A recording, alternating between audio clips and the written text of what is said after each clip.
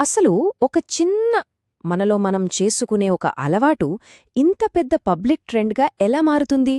ఒక చిన్న ఉదయపు ఆచారం సోషల్ మీడియాలో ఒక పెద్ద ట్రెండ్ను ఎలా నడిపిస్తుందో మనమీరోజు చూడబోతున్నాం.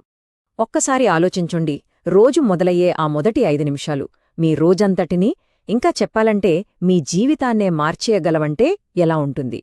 వినడానికి ఆశ్చర్యంగా ఉన్నా ఈ శక్తివంతమైన ఆలోచనే మన ఇవాల్టి విశ్లేషణకు మూలం. ఉదయపు కృతజ్ఞత. దీన్ని సింపుల్గా చెప్పాలంటే రోజూ ఉదయాన్నే మనసు అనే అద్దాన్ని తుడుచుకోవడం లాంటిది. ఎందుకంటే నిన్నటి చింతల దుమ్ము దానిమీద పడి ఉంటుంది కదా, దాన్ని తుడిచేసి మన చుట్టూ ఉన్న మంచి విషయాల వెలుగుమీద ఫోకస్ పెడితే అప్పుడు ఆ అద్దం ప్రపంచాన్ని చాలా పాజిటివ్గా, క్లియర్గా చూపిస్తుంది. సరే, ఇంతకీ ఆ అద్దంలో మనమేం చూస్తాం? దాని వెనకున్న అసలు శక్తి ఏంటో ఇప్పుడు చూద్దాం. అయితే ఇది కేవలం థ్యాంక్యూ చెప్పడం మాత్రమే కాదు, మన జీవితంలో చాలా ముఖ్యమైన విషయాలకు మనస్ఫూర్తిగా కృతజ్ఞత చెప్పడం అన్నమాట. అవేంటో చూద్దాం రండి. మొట్టమొదట మనతో మనమే మొదలుపెట్టాలి. మనల్ని బ్రతికిస్తున్న మన శ్వాస, ఏ కంప్లైంట్ లేకుండా మనకోసం పనిచేస్తున్న మన శరీరం, నెమ్మదిగా ప్రశాంతతను నేర్చుకుంటున్న మన మనసు, ఇంకా రోజురోజుకీ స్వచ్ఛంగా మారుతున్న మన ఆలోచనలు, వీటన్నిటికీ మనం థ్యాంక్స్ చెప్పుకోవాలి. నిజానికి ఈ సెల్ఫ్ అప్రీసియేషన్ అనేదే ఈ మొత్తం ప్రాక్టీస్కి పునాది. మనలో మనం కృతజ్ఞత చెప్పుకున్నాక ఇక మన చుట్టూ ఉన్న ప్రపంచం వైపు చూద్దాం. మనకు వెలుగుని, ఆశని ఇచ్చే సూర్యుడు, మనలో ప్రాణాన్ని నింపే గాలి, మనల్ని శుభ్రపరిచే నీరు, ఇవన్నీ మన జీవితానికి ఎంత అవసరమో కదా. కాని మనం వీటిని చాలా తేలిగ్గా తీసుకుంటాం. ఈ లైఫ్ జర్నీలో మనం ఒంటరి కాదు కదా, మన చుట్టూ ఉన్నవాళ్లకూడా థ్యాంక్స్ చెప్పాలి. ఎలాంటి స్వార్థం లేకుండా మనల్ని ప్రేమించే కుటుంబం, వాళ్ల నవ్వులతో మనకు ఆనందించే స్నేహితులు, ఇంకా మనం చెప్పకపోయినా మనల్ని అర్థం చేసుకునే సపోర్టర్స్, వీళ్ళందరూ మన జీవితాన్ని ఎంత అందంగా మారుస్తారో. ఇప్పటిదాకా మనం మంచి విషయాల గురించే మాట్లాడుకున్నాం.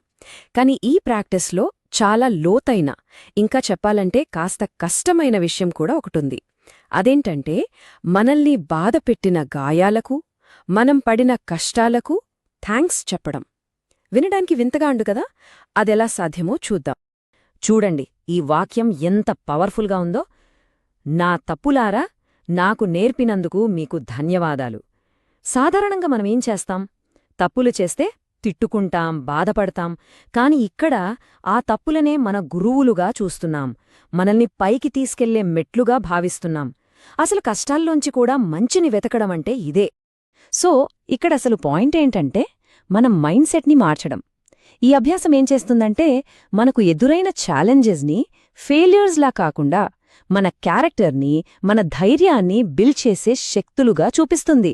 అంటే నిన్న మనల్ని బాధపెట్టినవే ఇవాళ మనల్ని బలంగా నిలబెట్టాయన్నమాట. మన గతాన్ని చూసే విధానాన్నే ఇది మార్చేస్తుంది. అయితే కష్టాల నుంచి మనకు దొరికే బహుమతులేంటి? ఈ స్లైడ్ అదే చెప్తోంది. పోరాటాలు మనల్ని బలంగా చేస్తాయి. మనం చేసే తప్పులు మనకు పాఠాలు నేర్పుతాయి. ప్రతి అనుభవం మనలో వివేకాన్ని పెంచుతుంది. సింపుల్గా చెప్పాలంటే మనల్ని మనం చెక్కుకునే ప్రాసెస్ ఇది. సరే, ఇప్పటిదాకా మనం ఈ పర్సనల్ ప్రాక్టీస్ గురించి మాట్లాడుకున్నాం గదా. ఇప్పుడు ఇది బయట ప్రపంచంలో, ముఖ్యంగా సోషల్ మీడియాలో ఒక పెద్ద ట్రెండ్గా ఎలా మారిందో చూద్దాం. ఇక్కడే అసలు విషయం ఉంది.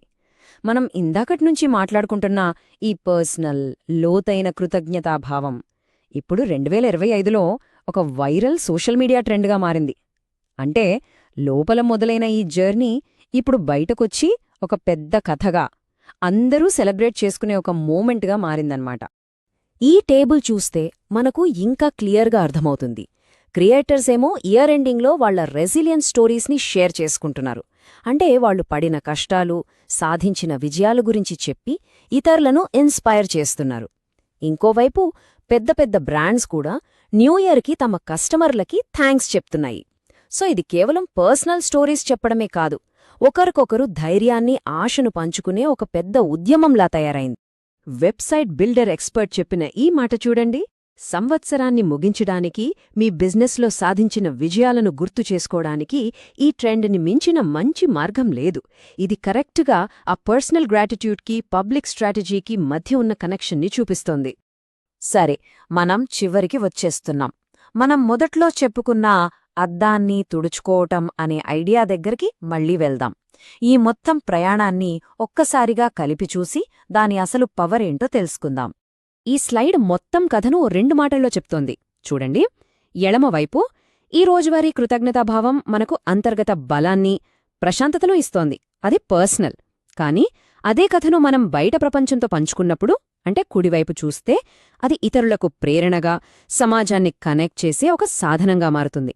అంటే ఒక చిన్న వ్యక్తిగత అలవాటు ఎంత పెద్ద సామాజిక మార్పుకు దారితీస్తుందో మనమిక్కడ చూడొచ్చు. చివరికి ఈ మొత్తం ప్రాక్టీస్ యొక్క అసలు లక్ష్యం ఇదే. మనం కేవలం కృతజ్ఞత చూపించడం కాదు, మనమే కృతజ్ఞతగా మారిపోవడం. నేను ప్రేమను, నేను కాంతిని, నేను కృతజ్ఞతను అనే ఈ మాట మనం ఆ పాజిటివ్ ఎనర్జీతో పూర్తిగా కలిసిపోయాం అనడానికి నిదర్శనం. కాబట్టి మన మనసు అనే అద్దాన్ని శుభ్రపరిచినప్పుడు మన కథ ఒక వెలుగులా మారుతుంది. మరి ఆ వెలుగును మనం ప్రపంచానికి చూపించినప్పుడు దాని ప్రతిబింబంలో ఏం కనిపిస్తుంది? అది ఇతరులకు దారి చూపిస్తోందా? వాళ్లలో ఆశను నింపుతోందా? ఈ ఆలోచనతోనే మిమ్మల్ని వదిలేస్తున్నా.